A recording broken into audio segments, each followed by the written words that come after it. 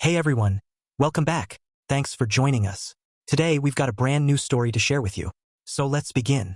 In the late autumn of 1973, sometime between September and October, the Dorian brothers started to put out feelers about buying my business. Dorian and Trevor had a history with my friend Marcus, having worked for him back when his company was still in its infancy. Their partnership had ended badly after a tense shoving match between Dorian and Marcus nearly escalated into a full-blown fight. Trevor was ready to join in on his brother's side, but Marcus's crew held him back. Realizing he had no backup, Dorian backed off. He collected his final pay and left with Trevor. A month later, they launched their own logging operation, mimicking my business model by selling firewood to major home heating suppliers. Over the years, our paths crossed frequently, usually with them attempting to poach my delivery clients. Heating oil and coal customers were generally loyal to suppliers who treated them well over time. Yet, on occasion, one of my accounts would switch to the Dorians, either lured by a lower price or feeling that I wasn't giving them enough attention. I never worried much about losing customers to them because I always had more work than I could handle. Replacing a lost account was a matter of days. Marcus, on the other hand, was accustomed to being outbid by the Dorians on logging jobs. It annoyed him, but since many of those jobs were open public bids, his hands were tied. By the 1970s, the Dorian brothers commanded a small empire of about 20 logging crews and operated roughly 10 delivery trucks across 3 states. My own firewood delivery business, however, was in a period of decline. New homes were primarily being constructed with central heating systems that ran on propane or natural gas. Fireplaces had become more of a decorative feature than a primary source of heat. While I still sold a good amount of firewood, my competitors were offering smaller loads and throwing in free delivery and stacking just to stay afloat. The market was shifting, and not for the better. It would have been the perfect time to sell, had it not meant leaving Marcus to face the Dorians alone. After a few months of ignoring their feelers, Dorian and Trevor came to my town, Evergreen, to meet with me directly. We were all in our early 30s, though Dorian, a few years Marcus's senior, was slightly older. They wasted no time with small talk. Dorian did all the talking, cutting straight to the chase. "Cole, we're here to buy you out today, or we'll run you out of business soon enough. This market is too small for everyone. Trevor and I will pay you $75,000 for everything. The trucks, the drivers, your entire customer list. You and Marcus can keep your little furniture-making side project. That's our only offer. No sweetening it. So, what's it going to be?" Selling to them was never an option, but I wanted to gauge their entire plan. "What about Marcus?" I asked. "Screw Marcus," Dorian scoffed. "We don't care about him either way. If he can find places to sell his wood, we won't bother him. You can even help him if you want. But if you take our money, you have to stay away from the customers we're buying from you. You better take our offer, Cole. Otherwise, you might find some bad things happening to your trucks and drivers. You're getting out of the business one way or another. You might as well do it the smart way." "Look, I appreciate you guys making me an offer," I said. "I need to take a few days and discuss it with my wife before I can give you an answer. I've been thinking of selling anyway, but I thought I could get at least $100,000 for the equipment and customer goodwill." "Are you absolutely certain $75,000 is your best offer?" "That's it," Dorian stated firmly. "And that's only if you sell today. In a few days, you'll regret not taking it when you had the chance." "All right, if the answer has to be today, then it's no," I said. "Dorian, I would think carefully before threatening me or my drivers. If anything happens to them or the trucks, I'll be coming over to settle it myself. I've watched you fools go around slashing prices to steal my accounts for a long time, and I never said a word because it was such a ridiculous thing to do. How can you ever raise prices without your customers coming right back to me, or at least giving me a call?" As I spoke, I moved closer to Dorian, hoping he'd make a move so I could knock him on his butt. He took a small step back. "Trevor, do you agree with your brother about putting me out of business if I refuse to sell?" I asked. "Cole, I thought you'd see this as a fair offer," Trevor replied. "Dorian didn't mean what he said about that other stuff. We're businessmen, not thugs. Dorian just watches too much TV. If you don't want to sell, we'll just undercut you on price until you can't compete. There's no need for anything else. Come on, Dorian. Let's go." Cole's not interested. Trevor was the sensible one. He was smart enough to avoid making any threats himself. As soon as they were gone, I drove over to Marcus's place to tell him what happened. Just as I'd expected, Marcus was thrilled by the whole thing. He was always more eager for a fight than I was. While he had matured in some ways, he still enjoyed a good brawl. His advice was for us to go straight to the Dorians and make them an offer of our own. Marcus's primary concern was protecting innocent people like Kenny or my other drivers. He argued that if we waited, the Dorians would surely take a shot at them first. "Who are you going to protect?" he asked. "Them or your own employees who rely on you. If you don't go over there and scare them, they'll believe a little push is all it takes to make you quit." It would be a shame if something bad happened because we didn't show them they were wrong soon enough. I'll admit, I was angry that they had the audacity to try to strong-arm me in the first place. Maybe I'd even admit that I hadn't fully grown up and was a little excited about the idea of kicking both of their butts. But I'd like to think my main motivation was to prevent harm to my employees. I made Marcus promise to sleep on it and not mention anything to Lynn. We agreed that if we both felt the same in the morning, we would go. As I left his farm, Marcus was grinning. He said he'd call me in the morning to let me know if he had a change of heart. He woke me up at 4:30 a.m. the next day, telling me he'd meet me in Ashford at 6 o'clock. When he asked if I'd had a change of heart, I just laughed. After getting his hopes up all night, it would have been cruel to tell him no. We planned to meet in a supermarket parking lot in Ashford that we sometimes used when carpooling. I got there at about 5:45, and Marcus was already waiting. He got in my car and asked if I wanted to stop for breakfast. I'd had coffee at home, but figured a big breakfast was a good idea before we went to the Dorian house. Dorian was married with a few kids, but Trevor still lived with them. Trevor had almost married a girl after high school, but they called it off at the last minute. She got married a few months later, and Trevor had been single ever since. At the diner, as we finished our breakfast, Marcus told me he'd prefer to take on Dorian himself. "I just can't stand guys like him, Cole," he said. "He's all talk until someone stands up to him, and then he backs down unless he has a lot of help. After today, you'll see. He'll stay so far away from us, it'll be like he's vanished. Since Trevor is always with his brother, you won't see either of them again." I hoped he was right, and I felt like he was. There are some people you just believe when they tell you something bad is going to happen. People like my father and Marcus. I hoped I could, to some extent, include myself in that category as well. Dorian wasn't one of those people. At least not to me. By 7 o'clock, we were parked outside Dorian's house, waiting for them to come out. Marcus leaned against my car's front fender, his arms crossed, a patient smile on his face. If you knew Marcus, you would have seen how happy he was to be there. I stayed in the car, content to let his presence speak for my intentions. What happened next truly surprised me. Dorian sent his wife out to talk to us. She walked up to Marcus in a housecoat and slippers, a scarf covering her hair. It was a cold day, and she wasn't dressed for it. "Is your name Marcus?" she asked from about 10 feet away. "I'm Joan Dorian, Dorian's wife. He said to tell you he doesn't want any trouble here at the house. He asked me to find out where you and Trevor want to meet him." Marcus just looked at her, his grin never fading. When she finished, he yelled toward the house, "Hey Dorian, you're still the biggest coward I've ever met. You send your wife out here hoping she can shoo me away so you and your chicken brother can sneak off and hide from me and Cole? Your kids must be so proud of their father. Why don't you come out here and act like a man and tell me to screw off to my face?" Marcus knew how to put scorn into his voice. He was also loud enough to wake the neighbors. "You might as well come out, Dorian, unless you want the whole neighborhood to know what a coward you are. I'll tell you what, you and Trevor come out here, and I'll kick both of your butts all by myself. I'm not leaving until you either come out or call the police. So what's it going to be, Joanne? It must be awful being married to that worthless piece of... Have you ever made love with a real man?" When Marcus got going, he wasn't good at setting limits or respecting common decency. My father was even worse, but neither of them cared about such things when the adrenaline was flowing. Predictably, that last remark was what got Dorian to come out to his front porch.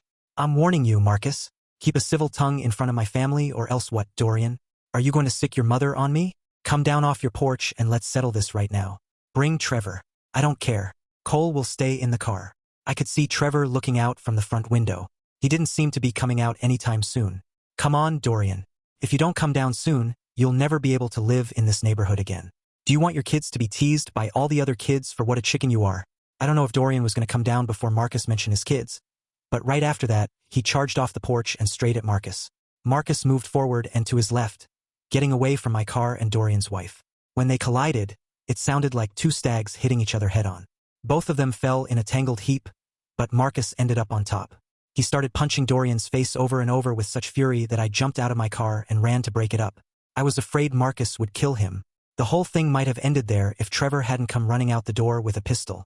Marcus was still in a rage, and I had my hands full trying to pull him back to the car. When I saw Trevor with the gun, I let Marcus go so we could get away. I thought Marcus would know how dangerous guns were from his experience with Lynn and would want to get away from Trevor as much as I did. Instead, he put his head down and charged at Trevor. I heard a single shot and then Marcus was on him. In 10 seconds, Trevor was unconscious, and Marcus was pounding his head with his fists. I pulled Marcus off Trevor and saw he'd been shot in the shoulder. He was bleeding. His eyes were wild, and he was barely coherent in his rage. I thought he was going to lash out at me. I started yelling at him to hold still because he was shot.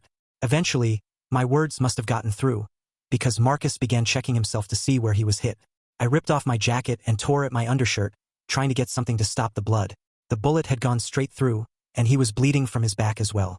He dropped to his knees, and I finally had enough pieces of my shirt to press against both wounds. I was yelling at Dorian's wife to call an ambulance, but she just stood there, likely in shock from the sudden violence. I was holding the compresses on the wounds when something hit me on the back of the head, sending me flying face first into the grass. I turned and saw Dorian standing there, trying to decide whether to come after me or Marcus. I managed to get most of the way up before he chose me. I caught part of his kick with my chest but grabbed his leg, twisted it, and brought him down with me on top. Since it had worked so well with Brady, I decided to just punch his face until he stopped moving. After making sure Dorian was out cold, I went back to tend to Marcus. I don't know how long we were all out there before a fire truck and a couple of police cars arrived. The firefighters looked at all four of us and then called for 2 ambulances. I, being in the best condition, was arrested, handcuffed, and put in the back of a police car. The first ambulance arrived in about 5 minutes and took Marcus away alone. By the time the second ambulance showed up, Trevor was on his feet and telling the EMTs to take care of Dorian first. When the ambulance left with Dorian, the police arrested Trevor and took us both to the station in separate vehicles. I used my one phone call to reach my father and tell him where I was. He told me to sit tight and not to make any statements until he and Mr. Harrison got there with a lawyer for Marcus and me. They put me in a holding cell and Trevor somewhere else. I figured Marcus and I were in serious trouble since the whole thing happened on Dorian's front lawn. I didn't think Marcus's wound was that bad, but I had no medical training and didn't know what the bullet might have hit. It took another 3 hours for me to be called up and processed. I was photographed, fingerprinted, and formally booked on attempted murder charges. As soon as I was booked, I was bailed out. Mr. Harrison had found a judge to set my bail at $5,000. Marcus had been taken to the hospital and had a police officer guarding his room. Mr. Harrison had brought a very young lawyer with him. He must have been good, or Mr. Harrison wouldn't have hired him. Once I was out of jail, we all drove to Dorian's house so I could get my car. My father had sent Nick to pick up Lynn and the kids and bring them to the hospital. Mr. Harrison told me to go in and see Marcus for a few minutes and tell him what my father had told me. Don't say anything about what happened. They wouldn't let me see Marcus, but they let Lynn in before they moved him out of the emergency room. I told her to tell him not to make any statements, but she just gave me a dirty look. I wasn't sure if she was mad because she thought I had talked Marcus into this, or if she thought Marcus didn't need to be told. It was probably a little of both. After she came out and spoke to the doctors, she told us Marcus was likely going to be okay. I decided to drive home and face Stella. I knew she was not going to be happy. I was right. As I had expected, Stella was furious about the whole mess. When I told her Marcus was in the hospital after being shot, she made me back up and start from the beginning. Stella is a nervous woman. The more upset she gets, the more she fidgets, touching things and keeping her hands and legs busy. By the time I finished telling her everything up to my bail release, she had twisted the kitchen tablecloth until it was more off the table than on. "I know you're not stupid, Cole, but sometimes you certainly seem to be," she said. "I can understand why Marcus would want to go and confront those men, but I don't understand how you let him talk you into going with him. How do you think Lynn felt when Nick came over to tell her Marcus was in the hospital after being shot? At least it wasn't her that shot him this time. I have a terrible habit of making jokes when I'm stressed. Stella says it's one of my least lovable traits." From her expression, I could tell my comment was not helping my case. "Stella, Marcus is going to be okay. If the charges were really serious, do you think my bail would be so low? If you think about it, we didn't have another choice. We couldn't let the Dorians try to force us out of business by hurting our drivers or damaging our equipment. Marcus and I both thought if we confronted them immediately, they would back down and forget their plans. We had no idea Trevor was crazy enough to come out with a pistol. Well, it's a huge mess now, and I don't want you to make it any worse," she said. "I mean it, Cole, you have to end it now before someone gets killed. The business isn't worth your life or Marcus's. You can both do something else." "Stella, I hope you don't really mean that," I said. "There's no way I'll let those 2 jerks tell me what I can or can't do in my own business. It might not mean that much to you, but that business is what makes our lives possible. The same goes for Marcus, Lynn, and their kids. We didn't build this up just to run and hide the first time someone wants to take it away. I'm not ending this until those jerks decide they've bitten off more than they can chew. You always find a way to convince yourself that what you want to do is the right thing," she said. "It doesn't matter that your decisions affect a lot of other people who would rather do things differently. You just like to show everyone how tough you are. I'm surprised you and Marcus don't get into trouble more often, the way you two think. Now go get cleaned up and change your clothes. I need to call Lynn and see if she and the kids need anything." Marcus was released from the hospital the next morning. Besides the bandages, you'd never know he'd been shot. We were in his kitchen at the farm, having coffee and donuts Stella had made me pick up. Lynn was in the other room trying to settle the kids, who were all home from school for some reason. Little Marcus, the oldest, was good at helping with his siblings, but having 4 kids in one living room at the same time was a lot. Cole, do you think those Dorians learned their lesson yet? Marcus was like a kid, just dying for us to relive the day before. I would have played along if Stella hadn't been sitting right there between us. I can't believe Trevor had the guts to pull that trigger. I think he was more surprised by it than we were. I don't know about Marcus, but I was more surprised that he charged at a man with a gun than I was that the man shot him. I know I wouldn't have. Marcus, Stella is right. We need to find a smart way to end this. We can't keep calling people out for a beating like we did when we were kids. I think we should have a meeting with the Dorians somewhere neutral and just talk. I said that mainly to show Stella I could be mature and responsible. I also knew what Marcus's reaction would be, and I always enjoyed getting him riled up. I smiled at Stella as I spoke. Marcus tried not to react, knowing what I was doing. His face tensed and his coloring changed. He was fighting his nature, and it wasn't long before his nature won. Are you crazy? They don't want to work things out with us. They want to put us out of business. They came to you, Cole, because they knew if they came to me, I'd have kicked their butts as soon as they suggested. Too bad they didn't have as much respect for you. Now that it's all out in the open, we should just go back out there and finish it. Don't for 1 minute think I'm going to let Trevor Dorian get away with shooting me. I'll do it myself, Cole, if you've lost the stomach for it. Marcus, for Christ's sake. I'm out on bail for attempted murder right now, and all I did was pull you off Dorian and Trevor. I'm pretty sure you're next. Trevor was charged with something too, I think. Discharging a firearm within city limits. If it was as simple as meeting them somewhere and kicking their butts, I'd be all for it. But it's not. I think Trevor showed us they won't just stand there and let us beat on them. So that's it then? You're just going to hand everything over to them and walk away? The look Marcus gave me was one of total disbelief, and his respect for me seemed to be in danger of failing. No, Marcus, that's what Stella would do, but she's not making our decisions. These are our businesses we're talking about, our livelihoods, how we feed our families. We built them ourselves, and we have to protect them, even if it costs us. If Lynn and Stella think they have a better way, they should go talk to Joe and Dorian. If the women can settle it, then let them try. I was trying to get a rise out of Stella, teasing her for getting involved in something she didn't understand, but I never imagined she and Lynn would actually take the idea and run with it. If I had thought for a second before I spoke, I would have kept my mouth shut. Lynn and I couldn't make a bigger mess of it than you two have, Stella said. I think you finally had a good idea, Cole. And if Lynn is willing, I'd like to try it. She got up and went to the living room.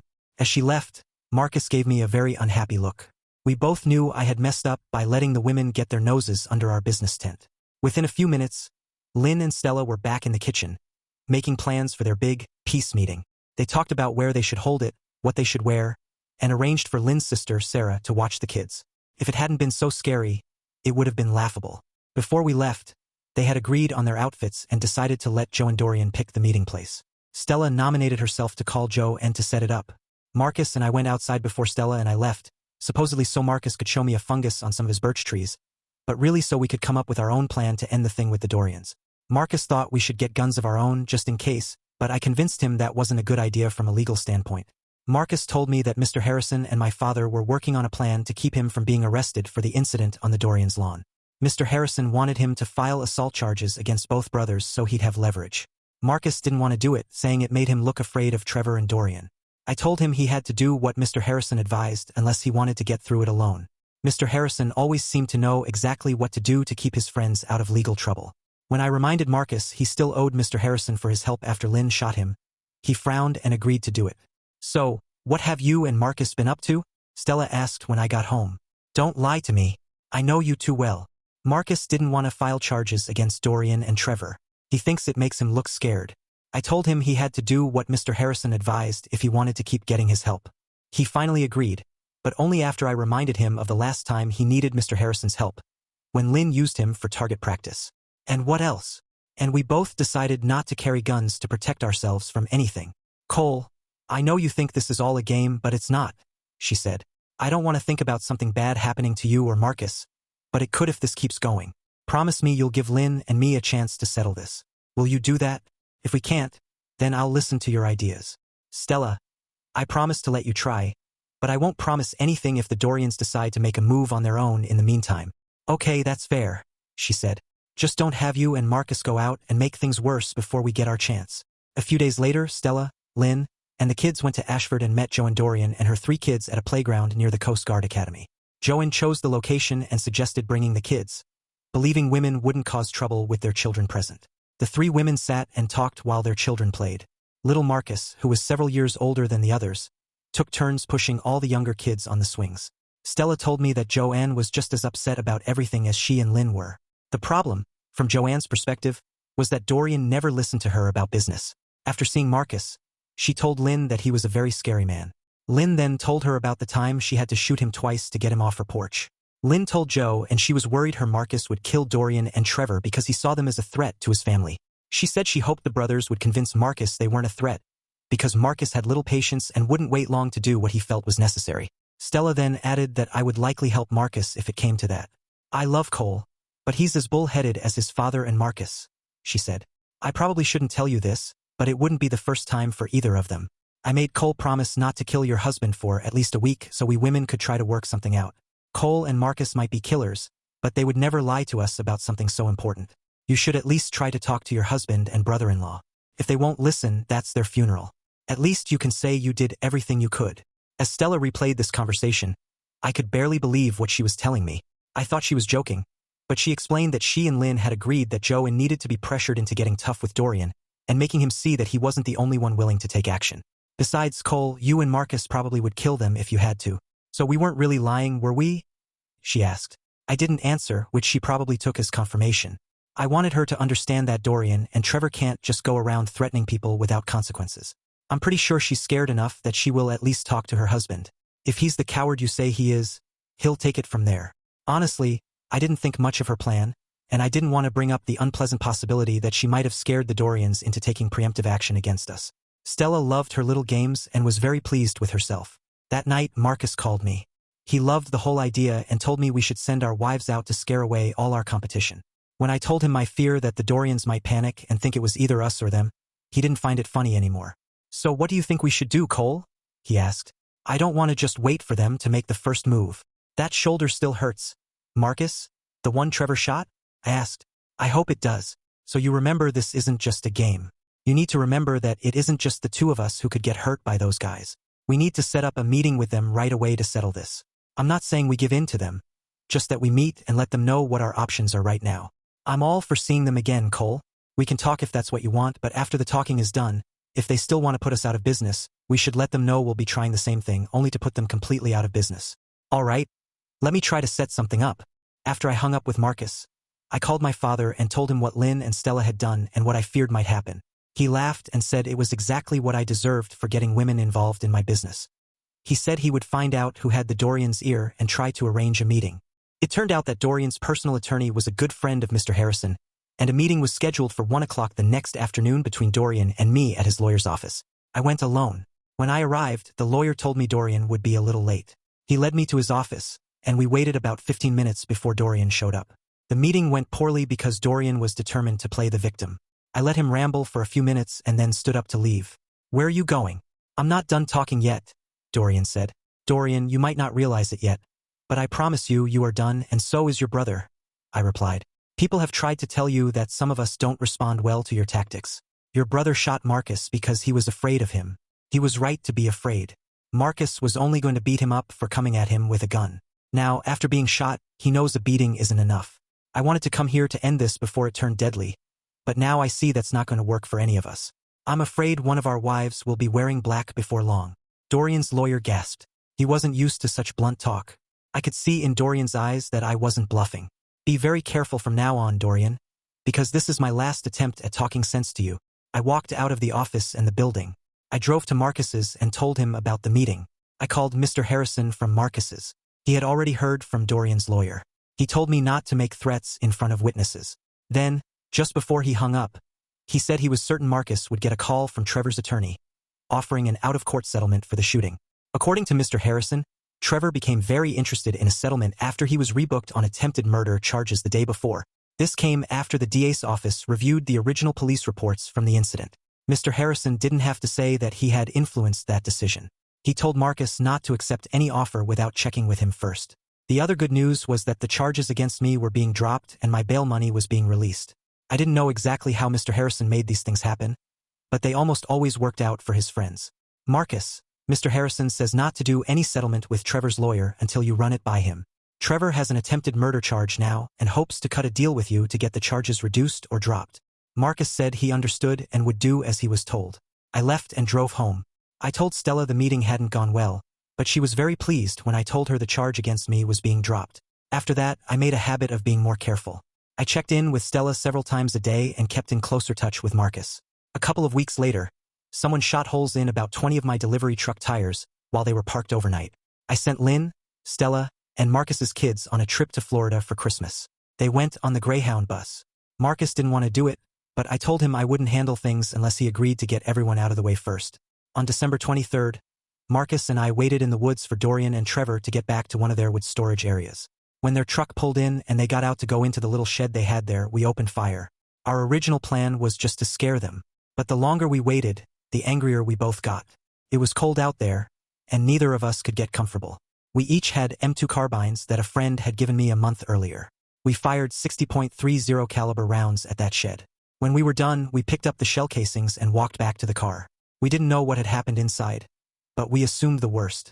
Afterward, we drove to Uncle Donald's house and joined a poker game that was in progress. We had gotten rid of the rifles before we got near his house. It turned out the Dorians hadn't been scratched in our little turkey shoot. As soon as the first shots were fired, they both hit the floor and stayed down. What they did get, however, was a better understanding of how seriously Marcus and I took their threats. A few days later, Mr. Harrison called me. The Dorians wanted another meeting. This time, it would be at Mr. Harrison's office, and it would include Marcus, Trevor, and Dorian's lawyer as well. The meeting was set for 2 days before New Year's, and we got there at 11 a.m. I was surprised to see my father there, too. Mr. Harrison asked me to search you and Marcus before you go in there, my father said. Dorian and Trevor are already inside, and I searched them, too. Took him only a minute to pat us down. He seemed to know what he was doing, and I wondered where he'd learned that skill. As he turned and led us into Mr. Harrison's office, I noticed a strange bulge near the cuff of his right pants leg. My father was wearing an ankle holster. For some reason, that made me less nervous about the meeting. I was certain of one thing. My father would never allow Marcus and me to be hurt unless he was the one doing the hurting. I hadn't done anything to make him angry lately, so I wasn't worried. We all sat at a large conference table. Dorian, Trevor, and their lawyer were on one side, and Marcus and I were on the other. Mr. Harrison sat at the head of the table, and my dad stood by the door. Dorian's lawyer started with a brief recap of everything that had happened. He began at the start, and as he wound down, he got to the part where my tires had been shot and then the shed with the Dorians in it. Marcus and I both smiled at the mention of it. He said he and his clients had come to find a way to end these unpleasant and unproductive actions. Mr. Harrison spoke next, also saying he regretted the dangerous escalations in the dispute. He stated that the shooting at the Dorian storage lot was particularly disturbing because it meant someone was seriously trying to kill them. He cleared his throat while he stared at Marcus and me for a minute. I think all 4 of you are lucky no one was killed in that little escapade, he said. I would never represent anyone who committed such an act if it had resulted in a death. Like Mr. Trainer, I hope we can prevent these destructive actions from continuing. Dorian then decided to speak. I have to say, I don't want a repeat of what happened to Trevor and me last week. We will reimburse you for the cost of replacing those tires, Cole. We admit this whole acquisition idea was a mistake from the start. My wife has been crying every time a car backfires or a kid tips over a garbage can. It's not fun coming home to find her hiding in a bedroom with the kids. I want this to be over so we can all go back to normal lives. I decided to speak next. Dorian, I appreciate you wanting things to go back to normal and offering to pay for the tires. The problem is, Marcus and I had to go to the trouble and expense of sending our wives and kids away for their own safety.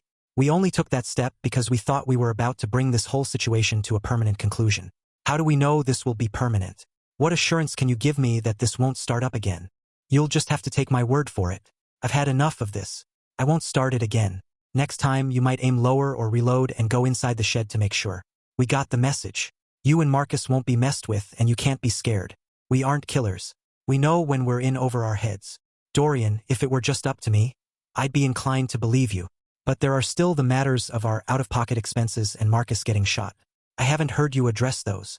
Well, if we're going to discuss that, we'd have to include the serious charges filed against Trevor for defending himself, Dorian said. Trevor and I were thinking we'd pay Marcus $25,000 if he would call it quits, and if someone would put in a good word to get Trevor's case dropped. I don't think that will work, Dorian. Not even close, I said. I happen to know that $75,000 would do the trick and make all of Trevor's legal problems go away. We can call it a transfer of interest. It's tax deductible for your company. You can write up a list of all the accounts you've stolen over the years, and I'll sell them to you for that amount. All nice and legal. Mr. Harrison gave me a warning look, but I kept my eyes on Dorian and Trevor. I don't need any tax deductions, Cole. Let's make it $50,000, Dorian said. How about we make it $90,000? Dorian, take it or leave it. I was annoyed. He said he wanted to settle, but he was still trying to chisel me down. So I added a 20% penalty for his lack of sincerity. Dorian's lawyer put his hand on Dorian's balled-up fist on the table and whispered something in his ear. Dorian shook him off and stood up. $75,000, and that's the absolute final offer, he said. I can't stand how you and Marcus always have to have things your way. If it wasn't for my wife and kids, you wouldn't see a dime from me. All right, Dorian. I'll take the $75,000 from you, I said. But I'm not lifting a finger to help Trevor. And Dorian, if it weren't for your wife and kids, you'd be dead already. Screw you, Cole. I won't pay you a penny now, he said. You guys go ahead and try something again, and just see what happens. With that, Dorian, Trevor, and their lawyer stood up and left. My father and Mr. Harrison were upset with me, but Marcus understood. We couldn't end this until we were certain the Dorians had no fight left in them. Marcus and I left together. At 3 a.m., someone dropped 20 strings of Chinese firecrackers, all tied together, over the Dorians' back fence. That created about 3,000 small explosions in 10 seconds, assuming they all went off. Marcus was too busy running back to the car to count them, but he said there were a lot. Mr. Harrison called me at about 10 a.m. to say Dorian wanted to talk. I called Dorian at the number he left, which was his wife's sister's house. He begged me to let him take my original offer. I could hear a lot of crying in the background. Dorian, take the money over to Mr. Harrison's office, I said. As soon as that's done, it's over. I'll make sure Trevor's case is dropped. But if you or he ever mess with me or mine again, it won't be over until I see you two buried. I mean that literally. Then he did something strange. He asked me to repeat the part about it being over to his wife. Joanne, it's Cole. You'll be happy to know that Dorian, Trevor, Marcus, and I have settled our differences. All the unpleasantness is over. From now on, Dorian and I will just be business competitors. That's all. I hope you all have a happy new year. Marcus and I insisted that Mr. Harrison take $25,000 for his help. Marcus kept $37,500, and I got $12,500. Marcus paid for my tires from his share, saying his extra money was for the shooting and my tires being shot too. After taxes, none of us really made out well. Stella, Lynn, and the kids came back from Florida well-rested, tanned, and excited. Stella was happy to hear everything was settled until she learned how it was done. She called Joanne and apologized for the firecrackers and the shooting, complaining that it was hard to stop men when they insisted on playing their stupid games. She told Joe and she hoped all the unpleasantness was over and that things were finally getting back to normal. Dorian and Trevor kept their word, and we saw little of them over the years. Dorian is still alive and lives near Hartford. Trevor died in a car accident in the early 90s. The Dorian Brothers Company filed for bankruptcy in the mid-80s, a victim of high overhead, over-leveraging, and crippling interest rates. Marcus once told me that he and Lynn were in bed one night when he started telling her about the night we shot up the shed. She knew about the event but hadn't heard the full story before. Marcus said Lynn was morbidly curious about how he felt when he thought he had killed 2 men. He said when he finished the story, she became a sexual dervish and almost killed him with her ferocity. She told him she hadn't been that horny since the time she shot him on her porch for cheating. I think it was all an act, and Lynn was trying to scare him. Marcus, though, thinks she was serious and says he tries hard not to bring the subject up with her anymore. Thanks for watching. If you enjoyed this video, don't forget to like, comment, and subscribe for more stories like this. See you next time.